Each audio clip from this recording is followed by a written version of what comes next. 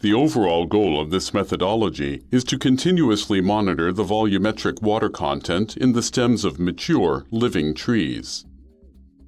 This method can help answer key questions in the field of ecohydrology, such as how vegetation responds to moisture limitation, including when water stress begins and how quickly drought recovery occurs. The main advantage of this technique is that it allows for automated measurements of biomass water content in situ at sub-hourly time steps. The implications of this technique extend toward remote sensing because measurements of above-ground water content are necessary for the partitioning of remotely sensed data products into above and below-ground components. Though this method can provide insight into drought response, it can also be extended to other phenomena, such as monitoring fuel water content for forest fire ignition prediction.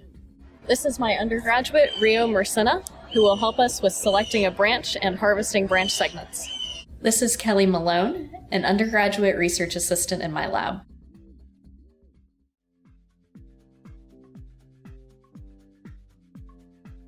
After selecting a tree for instrumentation as described in the text protocol, proceed with collecting about 4 meters or more of wood from the trunk or a branch that is at least 6 centimeters in diameter.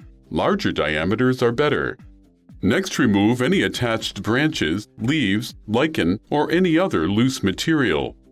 Then slice the sample into cylindrical sections that are about 15 centimeters long. Make at least 25 such sections.